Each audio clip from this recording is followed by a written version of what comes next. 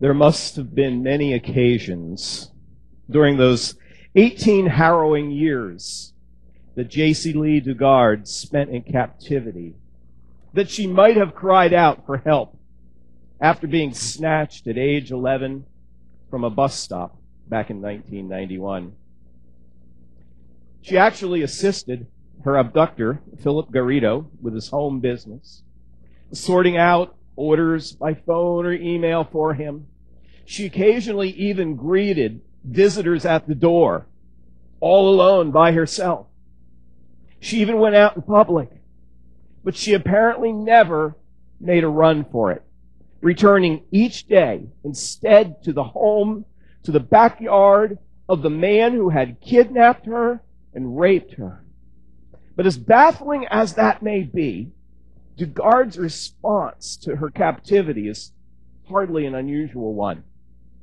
Explaining why someone would do something like this is difficult, very imprecise. But psychologists have recently come to understand that in a certain percentage of people, the FBI says like 27% of people who are abducted have what's been called now Stockholm Syndrome. Stockholm Syndrome, in which victims display a compassion for and even a loyalty to the people who have been their captors. It was first widely recognized and began to be called this after a 1973 incident. In August of 1973, in Stockholm, Sweden, there were two criminals who took 4 people hostage in a bank and held them hostage for 6 days in the vault of a bank. And when that hostage crisis came to its end, and the world was watching, the world was shocked to see that these 4 people who had been abducted and held in this way actually expressed affection for, support for, and warmth toward those people who had done this. So again, it's a psychological phenomenon in which hostages express sympathy and positive feelings toward their captors, sometimes to the very point of even defending them. These feelings are generally considered pretty irrational in light of the extreme dangers that they were subjected to, but the lack of an act of violence is in some way construed to be an act of kindness. A lot of people in our world today have a sort of spiritual Stockholm Syndrome that they deal with, feeling trapped by either their choices or the circumstances of their life. Some people feel trapped because of sin in their lives, a guilt of wrongdoing, that they just don't know what to do with this guilt that they have for this wrongdoing that they know is in their life. Other people may feel trapped by a certain set of circumstances or victimization in their life, but both of these are symptoms of a greater problem, that we live under a curse that's been brought upon us by humanity's sin, and we live in a very troubled world that's filled with very much evil. And without a clear relationship with Christ, the condition someone faces is essentially a spiritual Stockholm Syndrome, an irrational position where people come to actually accept and embrace and even defend this sinful, evil, broken world in which we inhabit. And over time, they participate with it at such a level that they cannot imagine living in any other way. We want to show you that there is a way out of that feeling of entrapment, because the person that we celebrate today in this resurrection of Christ from the dead is a person that's able to rescue you from entrapment, because he has paid the price to set you free. This series has been a series of looking at this variety of words that we've had reviewed already for us this morning, looking at different words, cross words, so to speak, to describe what the cross of Christ has accomplished for us. And so we're looking at these words designed to understand how Christ's gospel and his message of salvation can shape our identities and affect our lives and the stories that we live. And so we're going to get involved here in this series, and we already have, with some pretty big words, but we're going to survive it because these words communicate big concepts that will help us in our knowledge and our understanding, but as well give us a practical way of living as well. We've already looked about propitiation, the idea of satisfaction. We've looked at expiation, the idea of the removal of sin taken away from us. And then Friday night, just 2 nights ago, we looked at the idea of atonement, Christ's work on the cross to provide a covering. It's the key word, a covering for sin. And today we look at the word redemption, or to be redeemed, which is to see the payment for sin that has set us free. Redemption is a word that's used of the setting free of captives. If we go back to how it was used originally in the scriptures and in the Greek language, it's a word that speaks of to loose or to set free by a price being paid. It always talks first about a captivity, about a price being paid for release, and then a new life of freedom that comes from it. And that's what we have, spiritually speaking, in what Christ has done for us. He has redeemed us and set us free from sin, having paid the price of sin's curse. There's so many different passages that we could look at in the scriptures that talk about this idea of redemption. And for many of those other passages that we aren't going to look at today, what you can do in this series with us is travel along with us, as we have a webpage online where we write daily about these different words and concepts and bring other scriptures in a scripture reading and study kind of program that you can track along with us at crosswordstsf.org. But today we want to look at one great scripture. It's in 1 Peter chapter 1. 1 Peter 1, we're going to look at verses 3 through 20 today. In 1 Peter chapter 1. We're going to see 4 things today out of 1 Peter 1. And the first of these is to see what it is that we have. What do we have in the redemption that we have in Christ? And what we have is a living inheritance. A living inheritance. I mean, think about that. Now, that doesn't sound really very secure, does it? Because when we think of the idea of an inheritance, when do you get the inheritance? You get it after someone has passed away. And whatever was there is going to be there, and it's going to be dealt with through legal channels and so on. But, even if you know, though, that you are in line for some sort of inheritance, some measure of inheritance, there's no certainty, is there, that is actually going to come to you while the person is alive. I mean, the whole thing could be lost in perilous times, such as we sort of feel like we're living in these days. It could be squandered by the person who has authority over it at this time. Or it could be that the end of life demands and cares and medical issues and so forth could completely evaporate that inheritance. Or it could somehow be stolen away. There's so many things that could happen. But it says in the scriptures here that we have an inheritance that's a living inheritance because it's alive with Jesus Christ, who is alive, having paid the price and being at the right hand of the Father. Here's what it says. 1 Peter 1, beginning in verse 3. Praise be to the God and Father of our Lord Jesus Christ. In his great mercy, he has given us new birth into a living hope through the resurrection of Jesus Christ from the dead. Isn't that a great truth? That's what we celebrate today. And into an inheritance that can never perish, spoil, or fade. This inheritance is kept in heaven for you, who through faith are shielded by God's power until the coming of the salvation that's ready to be revealed in the last time. In all of this you greatly rejoice, though now for a little while you may have had to suffer grief of all kinds of trials. These have come so that the proven genuineness of your faith, of greater worth than gold, which perishes even though refined by fire, that it may result in praise, glory, and honor when Jesus Christ is revealed. Though you have not seen him, you love him, and even though you do not see him now, you believe in him and are filled with an inexpressible and glorious joy, for you are receiving the end result of your faith, the salvation of your souls. So there is a certain inheritance, the scripture teaches here, that is ours as we have named Christ, as we have trusted in him, as we have yielded to him and accepted him as the Lord and Savior of our lives. There is a guaranteed inheritance that we have with him in heaven and with the Father, and it is totally secure. It's secure to the sense that we can even now, the scriptures say here, begin to rejoice in what we already have and are benefiting from. Yes, it says here that we here on this side will have trials and difficulties, but that we also have in it all a perspective that is larger and bigger, because we are even now beginning to gain the benefits that are ours in Christ Jesus by the salvation that we have through his redemption, his atoning covering, his payment for sin in our lives. So, that is the first point. The second point we see in the passage in verses 10 to 12, we see where it came from. Where it came from. It says that it came from the plan and the revelation of God. We see here in verses 10 to 12 a plan and God's revelation. All of this is a part of God's plan from the very beginning. A plan that was revealed over a very long period of time, confusing even the writers of the Old Testament. Those Old Testament prophets like Ezekiel and Daniel and especially Isaiah and Zechariah and these guys we think of as the great heroes of the Old Testament.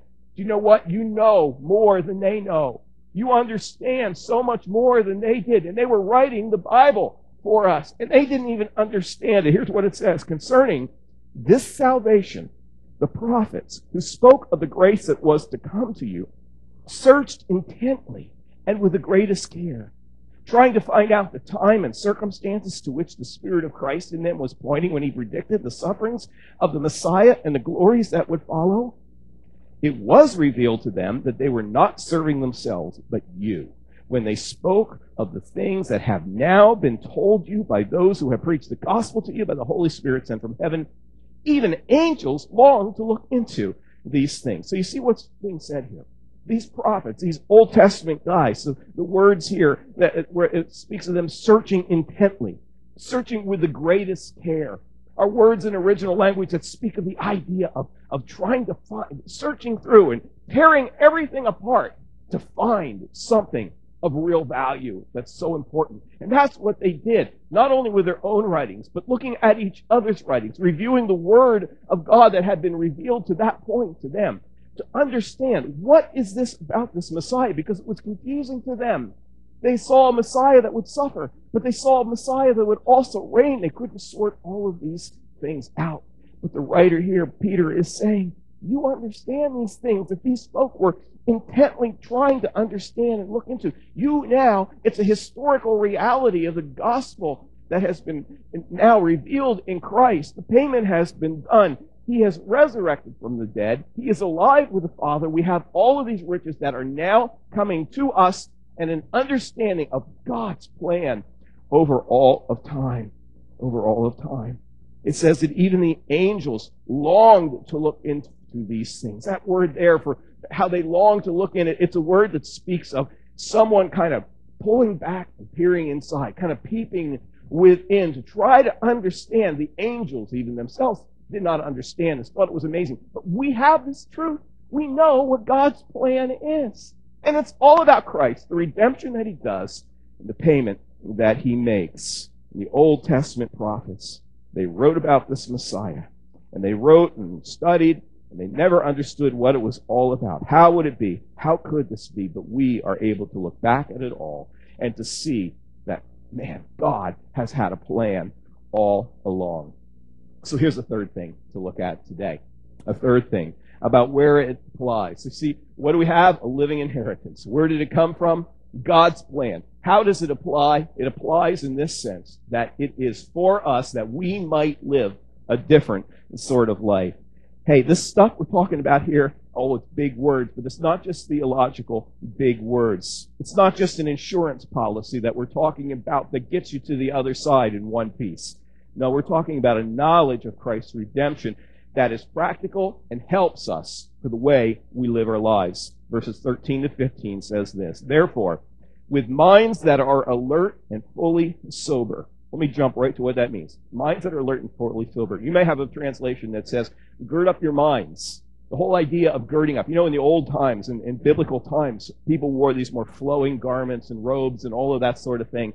And if they wanted to get really active in something, they were going to do some active thing, whether it be like working in the fields or running a 5K race, whatever it was they were going to do, they would take the belt sorts of things and they'd wrap these things around them tight so that it wouldn't hinder them as they moved forward. That's the verb that's used here in the Greek. And what Peter is saying is as an ancient person would pull all these garments together for action. That's what we need to do with our minds, to gird our minds, to be, as a translation here has it in the NIV, with minds being alert and fully sober, set your hope on the grace to be brought to you when Jesus Christ is revealed at his coming. As obedient children, do not conform to the evil desires you had when you lived in ignorance, but just as he who called you is holy, so be holy in all you do, for it is written, be holy, because I am holy. And since you call on a Father who judges each person's work impartially, live out your time as foreigners here in reverent fear. He's saying live a different life. Don't act like you used to before such time as you came to know Christ as your Savior. Don't act like a crazy world is acting around you, a world that has spiritual Stockholm syndrome and is totally out of control. Live a life that is different than that, because you need to recognize, as he speaks of a judgment here. Now, the judgment being spoken of here is not the sheep and goat type of judgment of, yes, you know the Lord, you're good, you're cool. No, you don't. Go to everlasting damnation. It's not that kind of judgment. It is rather a judgment related to the things that we have done, the investment of our lives, the way that we have lived. Do we have, as this passage is teaching us, have we lived in a way that we have a goal toward the end of it all? We have our heart set on those things, and those things at the end, is this what gives us guidance and help and understanding as to the way that we should live, and are we living in a way of wise investment of our time and lives? He says that we should never quite feel at home here. It's not a place that we should feel at home. It's almost like serving our time here, serving out our time here, living the introduction of a word here as foreigners. What's a foreigner like? Have you ever been a foreigner in a different world, a different culture, a different place? Everything about it is just different. It's you know you're kind of out of place. Actually, right before I walked up here, my son, who's in France right now, he sent me a text message and he says, "Dad, I think your Easter experience back there is a little different than mine." He went to a church today. He said the church was next to a sex club kind of thing or something like that, you know. And so it was like a completely different kind of context. You just know you're out of step with where you're at. And so that's the way we should understand our lives in this world, is not really comfortably a part of it. We're like ambassadors from another world to this world. We've been purchased by a price, Jesus Christ, redeemed by the payment of blood from the eternal, spotless Lamb, Jesus Christ. And we're going to talk about that here now, about why it matters. Why does it matter? Why it matters? Well, we have a living inheritance. It's been the plan of God. It applies that we live a different life. And why it really, really matters is because it was given to us, and the life that we can have has been paid for by an extreme cost and price. Here's what it says. For you know that it was not with perishable things such as silver or gold that you were redeemed from the empty way of life handed down to you from your ancestors, but with the precious blood of Christ, a lamb without blemish or defect. He was chosen before the creation of the world, but was revealed in these last times for your sake. It speaks here that the way that we were redeemed, the price that's been paid by the redeemment, has not been paid in gold. It's the second time gold is mentioned in this passage. You cannot go a day in America and listen to radio without hearing some advertisement about gold and silver and precious metals. Oh, we all need to get into precious metals right now, right? Because the economy is so bad and the currency might crash. And the one thing that gives you security is gold and silver. But what does the passage call it? It calls it perishable stuff. It's not with that stuff that this world thinks is the stuff of substance and security, but rather our redemption, the payment that makes it so that we can live a different life, has been done by Jesus Christ and his blood. Christ being pictured here as the Lamb. In all the Old Testament and these other words that we've looked at, we've seen in these Old Testament stories that we looked at about how payment for sin was made in that temporary sort of a credit card kind of way until Christ came. It was with a lamb, a young lamb, that perfect lamb that was taken, and it took our place. It took the place of the worshiper, and its blood was used as a covering. But now, eternal, final, full, lasting salvation, again, has been paid for by blood, not with the blood of a lamb of this world, but with the blood of God's Son, the Lamb of God, as it says in John 1, who takes away the sin of the world. The perfect, final, once for all payment has been made, and this is amazing. It is amazing. Is that what you are trusting in today? Do you know what we're talking about? Are you personally connected to this truth? Do you know God as your heavenly Father? And are you convinced of a living inheritance that is safely there with Him in that place that you know you will ultimately go? Do you know these things for a truth? Do you understand how it is that it has happened in your life and in your experience, and that what time you have come to know the Lord? Do you know Him as a Father? I'm going to show you a picture here that I saw on Facebook earlier this week, and it really caught my eye. And it really caught my eye because I've got about a 50% story like this guy. You see, his name's Kevin Sullivan. He said, I was born on April 20th, 1972, at St. Vincent Hospital in Erie, PA. I'm looking for my birth parents. If you have any info, please call. You know, if you've been adopted as he has been, as I was, it's a weird experience in your life. There's a part of you that's incredibly thankful for the gracious, wonderful people who took a flyer on you, who took a risk on you, and as some of you have even done. It's just amazing what some of you have done. If you've traveled to the far corners of the world and brought home children and helped them to have a life that they could never have. And so there's this part of you that's really thankful for what someone did for you. But there's also this sort of darker closet, which you don't know what's in it. And it's really weird because, and I'll tell you where it really feels weird, is like times when you go to the doctor's office and you have to fill out your family medical history and you don't know what to write because you just don't know. You don't have any idea, and it hits you again. I'm out of step here. I'm weird here. I am in this thing by myself. I don't know who my father is. My mother is. In his situation, he knew neither. I knew one, not the other. But it's a weird situation to be in. But maybe you can kind of relate to what we're talking about. Maybe you realize that you have sort of a situation where God is the Heavenly Father and you don't know Him. You really don't know Him. You don't have a relationship with Him. Maybe as well, as we talk on this theme here of entrapment today, of feeling trapped, maybe you feel trapped as well by sin. How can I be free from this sense of entrapment? How can I know a Heavenly Father that I have never known? And today, if you want to break free from that captivity, we would like you to do that. We would like to introduce to you today the Father that you've never known, that's paid a price for you to live a different life, that sets you free from that sense of being captive because He has paid the price that your sin can be paid for, and you can know Him and walk with Him. And the proof that that price has been paid is by the receipt that we have, and that receipt is that He has the victory over the grave and over death by the resurrection from the grave.